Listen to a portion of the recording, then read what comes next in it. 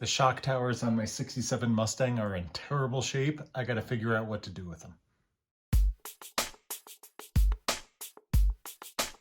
Okay, before I make any definitive plans, I'm going to remove brake booster, steering column, steering box, since it's already disconnected, and get these things out of the way. And then what I think I'm going to do is get my angle grinder with a wire wheel and really just clean up here. I don't know if it's actually cracked or damaged or what. So I think really just wire wheeling it down to bare metal and really seeing what's under there is going to be important. For comparison, this is the passenger side. You can see the plate's been welded up here, but there's no patching or additional welding there. So yeah, I'm going to start with what might be more concerning on the driver's side and see what's under there. So this is where my angle grinder has sat for the last many months since I had this disc failure. Anyone who is watching the channel knows why I haven't touched it since. Okay, I cleaned up around the welds, kind of going all around here on both the passenger side and over here on the driver's side. We'll get to the driver's side in a second. The passenger side, I mean, it looks like it was welded up. These look like fairly solid welds. Maybe not the cleanest thing in the world, but nothing too crazy. The shock tower itself seems intact. There's maybe a little bit of buckling, not buckling, but I don't know, whatever this ridge is. I don't know if that's actually just a part of it or if it was cut at some point, but I see a similar thing on the other side, so I imagine this is actually how it came. So fairly stock looking, or at least undamaged over here. Let me go over to the driver side and show you what I'm dealing with. Okay, driver side, a little bit of a different story. So similarly welded up around the edges. There's that same crease that I was showing before. However, on this side, we've got these welds going all the way back. I'm imagining this is actually from damage. I think they had a crack going on here that they welded up, and it's a little difficult to tell just because of the texture of the finish here, but this is actually kind of warped a little bit right along here. So it looks like I don't know if they were drag racing or what, but it looks like they had a crack, some warping that they probably hammered back into rough shape and welded up. I think I'm coming to a conclusion here, but just for funsies, I'm going to post this up on one of the Facebook forums and get feedback on it. Okay, so I posted up a couple of photos and just asked for folks' opinions, and there was a lot of great feedback. One of the things that I've noticed about the car forums is kind of unlike other hobbies, folks tend to have wonderful feedback and they don't tend to gatekeep, which you'd think car guys, that would be just part of the culture, but it definitely isn't. Yeah, usually when you post a photo or questions, you get honest feedback, honest answers without any people trying to show off and demonstrate their knowledge of things. So anyway, there was a lot of great feedback, a lot of opinions. They ranged from spray paint it and move on with your life to replace it. I'll go ahead and show some of the responses and some of the funnier ones and go from there. Also kind of give you a tally at the end of the video of what people's suggestions were. Okay, if I weren't doing anything with this engine bay, I would probably just clean up the welds, prime and paint everything, and move on with my life. This isn't going to be a race car. It's not a show car. I'm not worried about it being perfect. It's going to be a fun weekend driver. So I would probably just make sure things are clean and move on. However, we already know I'm addressing this by sectioning in either this whole panel or more likely kind of the bottom half of this panel. I'm addressing some things on this back apron that are concerning. This entire top flange, I suppose I could move things and show you. This whole entire top flange has me a little concerned, so there's going to be work done there. just because I'm attacking everything around it, it doesn't make sense to leave this alone.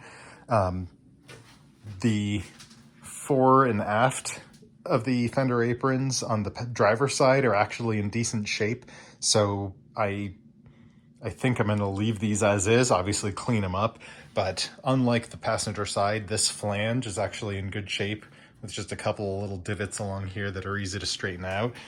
But if I'm doing one side, I might as well do the other side. So I think I'm going to break down, get new shock towers, and while I'm at it, go ahead and just replace them.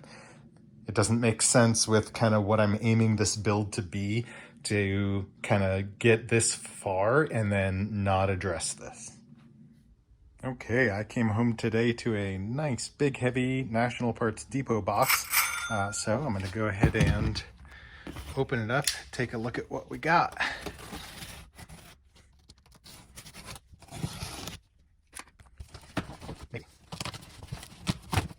That was definitely a two-hand job. All right.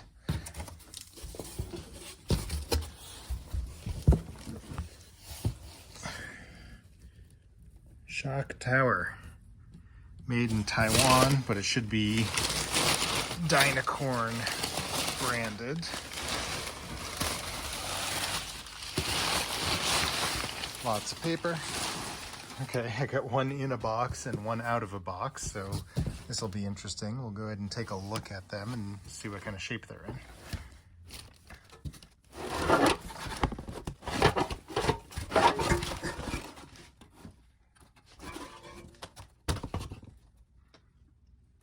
All right. Right hand assembly. There's a number on it. I mean, it looks like a shock tower. The weld looks okay. We'll see if I go through and clean up the weld, or I guess add more welds and reinforce it all the way around, kind of like the old one, but better welding. Yeah, I mean, it looks like a shock tower. Let's see if I can open up the rest. All right, here is a catalog, a hardware kit. Got an invoice in there that I'll check out. Put that off to the side.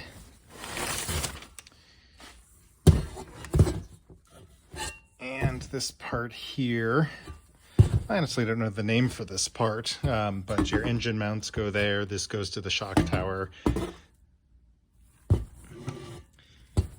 I'll compare to the original and see if that looks normal. Difficult to tell. I mean, it looks relatively solid, but that just kind of feels off to me. I'll also compare it to the other side. All right, once again, that's kind of normal on these boxes, so that doesn't worry me too much. So left-hand shock tower assembly, made in Taiwan. It was branded Dynacorn on the website. It's got the Dynacorn looking box. I don't even see a Dynacorn sticker on it anywhere. But let's see if I can open up the left side and take a look.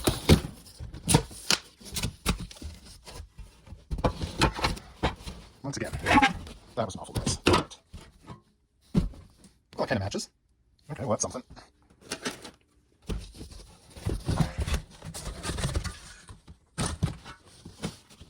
And once again, I'm trying to do things with one hand that should be done with two.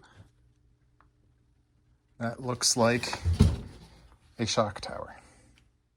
Okay, so this is not direct measurement or test fit or anything. I just have new shock tower, old shock tower, side by side. I am guessing this is going to work just fine. It looks like a decent stamping, decent steel. It's got the right indents up top for where the fender mounts on there. Yeah, there's not too much to say about that or this entire piece. It's got the reinforcement plate. We'll see if I want to go ahead and just weld up the sides of this. No matter what I do, regardless of my welding skills, it's going to look better than this. Yeah, I think just for peace of mind, this was the right call. All right, and similarly, this is the passenger side. Again, just kind of a side-by-side comparison, nothing nothing too exciting as far as measurements. It looks like it's going to be a good stamping and work out well. As I dig in, I'll definitely make more measurements and make sure that everything lines up properly, etc. But for right now, I think I'm happy. Okay, so also driver's side, looking at this part right here where the kind of right underneath where the motor mounts go. Yeah, that looked a little interesting. Let me show you what the original looks like. It has wider tabs that are even, or at least parallel to each other, but they are definitely not even, a little crooked. And then here's the passenger side. If it's just cosmetic, I'm not worried about it. This, you know, the motor mounts are going to be going over this, and literally no one's ever going to see it. So I think I'll just wire wheel this a little bit and see, just to make sure there isn't anything concerning. If it bothers me, I can weld it up a little bit when I do everything else. Maybe reinforce on the sides. I mean, I think all that's going to be overkill, but you know me. Okay, here is my theory, or hope at least. Obviously, these are nice and clean, not dented up. If they fit up well and don't require too much fiddling to get work, like all aftermarket panels do, the hope is that the amount of time I would spend cleaning up the old shock towers and making them look cosmetically good is equal or more than the amount of time it would take to install new good ones. And then I have the peace of mind of not worrying about if there are stress fractures or old fatigue in the metal, since obviously this car has been put through its paces, we'll say. Okay, now that I've got everything unpackaged and laid out, yeah, it looks like this is probably going to work out well. I also, while I was at it, grabbed a couple of these reinforcement plates that'll go on the inside. I'll show you, I think, how these go up. And then also a template and reinforcement plate for a Shelby drop. I have something interesting that I noticed with this. Let me see if I can show you.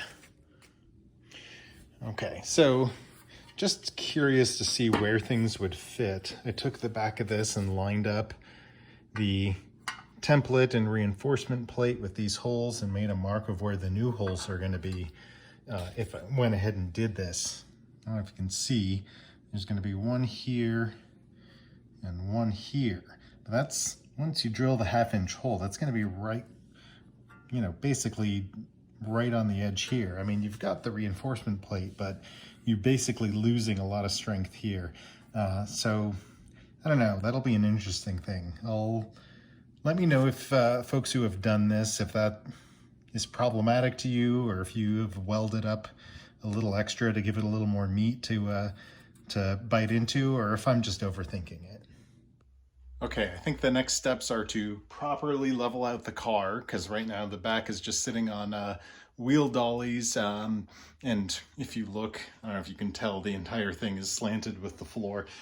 So I want to get it actually level, front and back, and properly secured. Then I also have a one-piece export brace to connect everything together. I think that's going to be really good for use for alignment. Take lots of measurements, and then I've got a bunch of steel I can use over here to brace things up, just so when I start cutting away metal, things aren't going to shift around and they're going to go back exactly where I want them. Okay, if you are still with me, thank you so much for watching, and thanks to everyone who participated in the discussion about fix versus replace shock towers. I'm excited to get going.